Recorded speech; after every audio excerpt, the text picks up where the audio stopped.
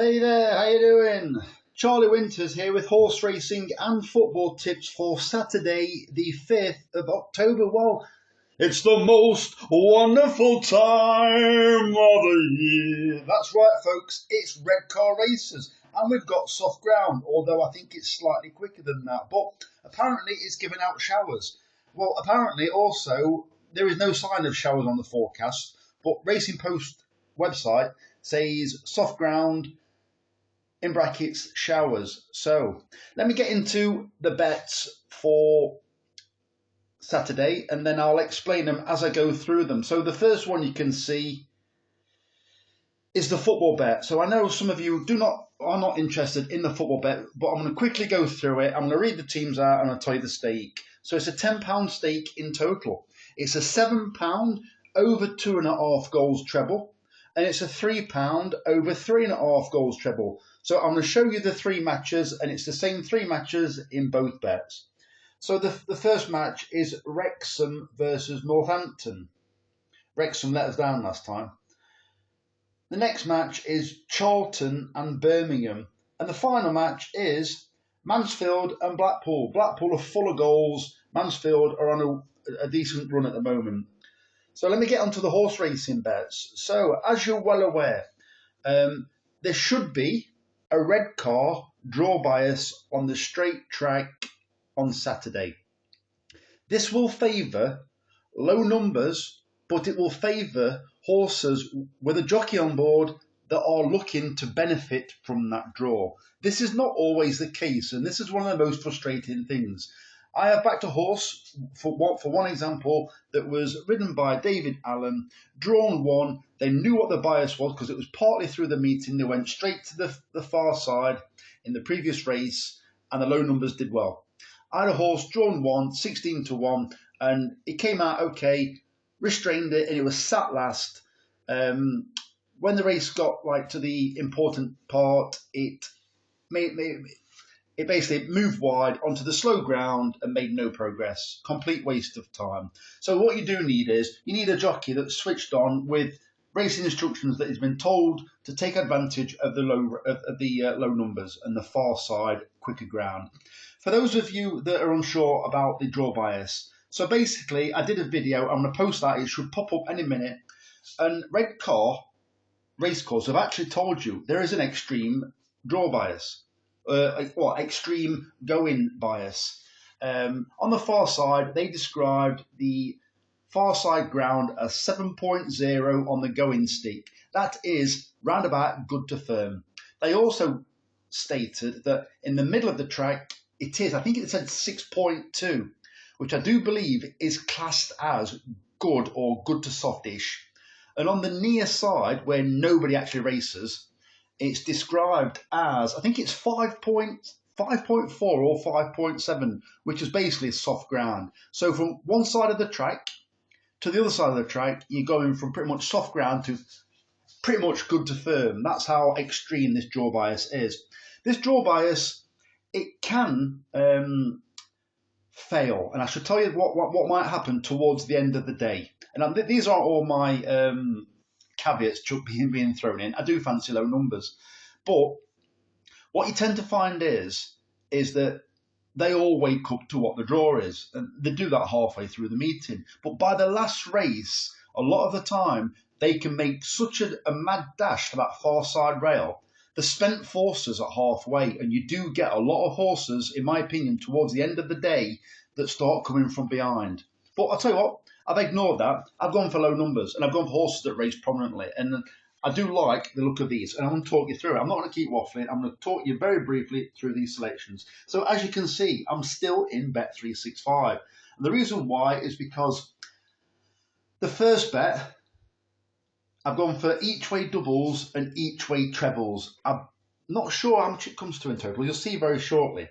But I've picked three races, 2 at Redcar, 1 at Newmarket, where I believe there could be a substantial draw bias, and I've stuck to my guns. So there's the other side of the football there. So 10 pence each way trebles. So the first race I've gone for is in the 320 at Redcar. I've gone for 3 horses. drawn 2, 3, and 4, I believe. So these selections are Glitterati at 16 to 1. And I do believe, in fact, I don't know where it actually tells you how many paying out, and I'm probably missing this completely. But you'll see it on Bet365's terms and conditions anyway on the race, how many places they're paying. I thought it actually told you. So yeah, Glitterati at 16 to 1. It's first time cheap pieces. It's got a bit to find on the ratings. Archie Watson sent a horse at to the last meeting. It had a wide draw. I think it was drawn 11, I think, and it ran a cracker and still finished second. This horse is drawn 4, and I think they will know all about the draw. Cheap pieces on to kick up the backside, prominent position. I think it's got every chance. The second selection in the same race is Francisco's Piece at 15 to 2. This horse has got every chance of winning this race. It loves soft ground. Their only disappointment was on good to firm ground, but we know it doesn't want that ground. Adrian Keatley, the trainer, has got some decent runners at Redcar tomorrow. The third selection is described as, I can't remember what he actually said, Michael Dodds. I thought it was either the fastest horses ever trained or what he thinks is going to be the best horses ever trained. And he described it as this horse, Northern Ticker. Well, it's not, I know it's not done a great deal. It's lightly raced, it's a 2-year-old, and it's heading in the right direction. It's won well when it's won. I do think it's got every chance. 5 to 1. It was actually 10s at one point, so I missed that completely. Am I right in taking the price? I don't know. I'm happy with 5 to 1 if it wins. So those are the 3 selections in the first race. The second race, I'm actually going to the 5:37 at Redcar, and this race has had me pulling me hair out. So I've gone for 3 horses. I've gone for a cracking trainer who's got the outsider of the lot. But this isn't it first. The first one is Jungle Land, and that's trained by George Bowie, and that's 12 to 1. So that's in the 5:37 at Redcar. The other horse, or horses, in the 5:37 at Redcar is 12th Night. This is Mr. Paul Midgley, friend of the channel.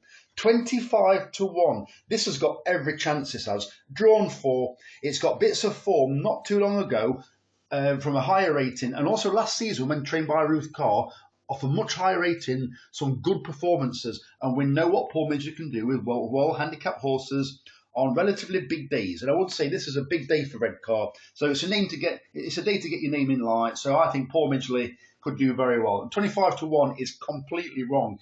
This, in my opinion, this cannot be 25 to 1 tomorrow when they know the draw bias. And then finally in this bet is Vince Lamour at 12 to 1 in the 5:37 at Redcar as well. So this horse, Vince Lamour, in its last 2 runs has been on the wrong side of the draw at Ayr, and I think it was at York the other time. Apart from that, it had been running quite well. So I think it's too big a price because it's basically being based on the last two runs. It's better than that. Yeah, like I said, it was drawn completely on the wrong side of Ayr when it was actually leading one of our horses that I tipped that day. But I can't remember what it was called. It was one trained by Jim Goldie, but Rock Opera, I think it was.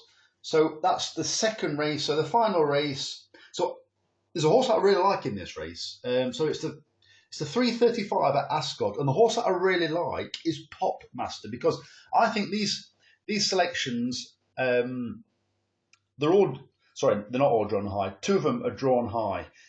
I think there could be a draw bias, but there's one horse that I can't leave out because I would never live it down if this horse actually won and I hadn't backed it.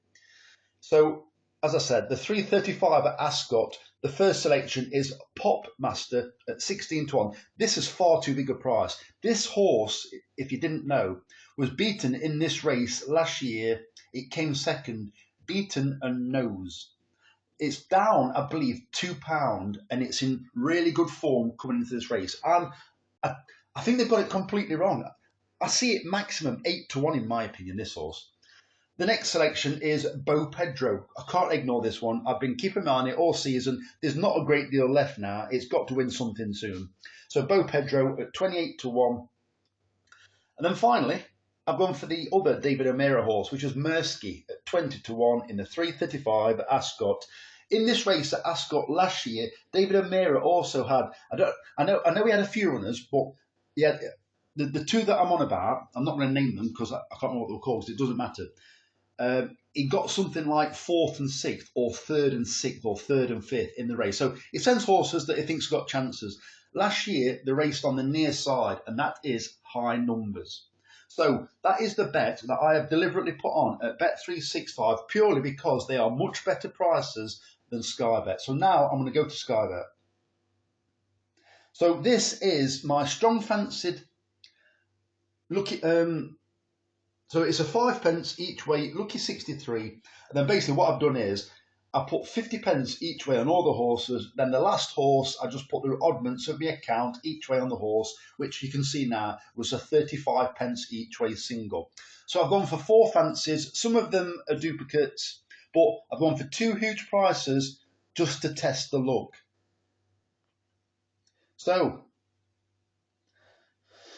as I said, it's a 5p each way, lucky 63. The first selection is Noisy Jazz at 13-2 in the 1:30 at Newmarket. And yes, it's the dreaded race. It's the money back special where instead of it being an extra place race, they make it a money back special. So you can guarantee that this selection will finish 4th out of the placings. But no, I like this horse. It ran an absolute cracker on its debut at Newmarket, beating Charlotte. I think it's Charlotte's Web by 5 lengths. Charlotte's Web absolutely hiked up at Wolverhampton recently off a mark of 77. I think it's rated 85 now. This horse, I believe, is rated 82, and this 82 rated horse beat Charlotte's Web by 5 lengths. Don't get me wrong, Charlotte's Web wasn't up to the ability that it's gone on to show since. But Noisy Jab won well that day. It has disappointed on quicker ground, and it's ran okay since. I do believe I think it's Holly Doyle on board. James Owen trains it, and it's got a decent chance. It's a competitive race, but it's got a decent chance. The next selection is in the 1:35 at Redcar, and it's Harbour Snug at 100-1. Well, I've gone for this horse because I do think Michael Dodds could have a very good day tomorrow. This is one of his horses, so this is like just testing the luck out, really. It's had 2 runs. The second run was a huge improvement on the first run. But I'll tell you what, I could have beat it on its first run. But yeah, it was a huge improvement on its second run from its first run. Similar kind of progress. It could finish in the top 6. We're hoping, or I'm hoping, it comes in the first 3. It's drawn 1. So we'll see if they're going to make the best of this draw. I think it's Paul Mulrennan on board. Yeah, Paul Mulrennan, 100-1 chance, eh? Another one to test the luck, which has still got a chance, is, what's that? Yashin at 20-1 in the 10-2 at Redcar. A trainer in absolute flying form, Craig Lidster. Horse drawn low. I do believe this also has run twice.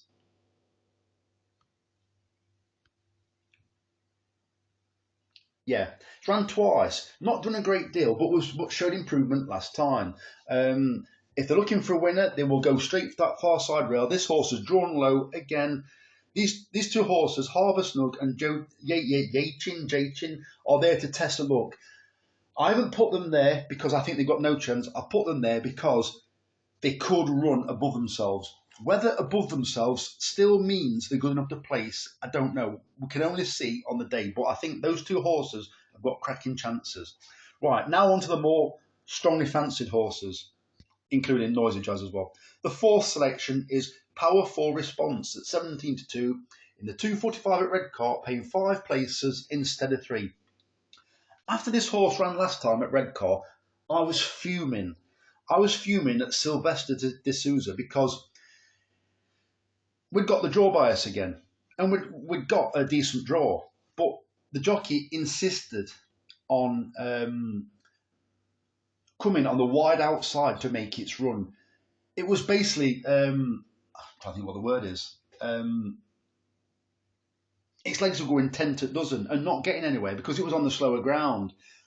Could they have known what they were doing? Did they always think that they were going to aim for this Redcar, the big meeting. I don't know, but it's 17-2. I'm trying to think who's on board. Ooh. In fact, what am I doing that for? I've been tapping this. David Allen, yeah. David Allen never rides a winner for me, but it doesn't matter. Well, it does matter. It doesn't never ride a winner, but it doesn't matter that it's on it tomorrow. Decent jockey at the track if he decides to go for low numbers. Doesn't always. The next selection is Francisco's Peace at 7-1 in the 320 at Redcar in the tote 2-year-old trophy, paying 5 places instead of 3. This is another one of these Adrian Keatley horses. It's got decent form. It's got some of the best form in the race, and 7-1 is wrong, considering there's some fancied horses in high numbers. There's a Farhi horse trained, in stall 13. I think is it something Don? Something Don, I think. Not saying it can't win, but I'm saying it's going to have to run one of its better runs to be competitive, the Farhi horse has. And also, I do believe Joseph O'Brien's got one, and I've got a funny feeling it's drawn, is it drawn 17, drawn 14? Well, it'll do very well to win there, win from there. So, yeah, this horse, I think it's drawn 2. It races prominently, so I'm expecting this horse straight for the far side rail, and I think it's Connor Beasley on board. And it is. Knows the track very well, got a chance. And probably, if I have to pick a nap of the day, I probably will have to go for Popmaster, because obviously I've clearly backed it twice. It's in the each way doubles and trebles. So Popmaster at 12-1 in a 335 at Ascot, paying 7 places instead of 4. If I'm right with the draw bias at Ascot, this has drawn 17 of something like that many runners. This horse is going to be very difficult to kick out the places if I am correct with the draw bias. I am shocking at Newmarket, and I am shocking at Ascot generally. So we'll see what happens. Some might say I'm shocking in general, but we'll see. Anyway, so it's £10 stake on the football. £6.30 on that. Another £6 on the each way singles, was that 12. I think I've staked about just over £30 in total, including the each way doubles and trebles. What I want to do before you go, what I will be doing, you know, where I've had the 3 selections in 3 races, I will also be having a 25p combination forecast only on those 3 horses in those 3 races. So I will literally be shouting for first and second as well. I think I'm going to leave the TriCast so you know what's going to happen. I'm going to leave the TriCast. I'm going to stick to an affordable £1.50 per race, 25p combination forecast. So if you're here at this point, please share this video, which you're not going to do. But if you would like, comment or subscribe, I would really appreciate it. As a horse has run, let me know in the comments. Am I wrong with the draw bias? Have you lumped on? Have you waved today and have you waved Saturday and not bothered? You're just going to watch it, which is hard to do. I don't think does anybody even do that. Anyway, the very best of luck. I wish all the tipsters the very best of luck. Charlie Winters, over and out. Cheers, mate.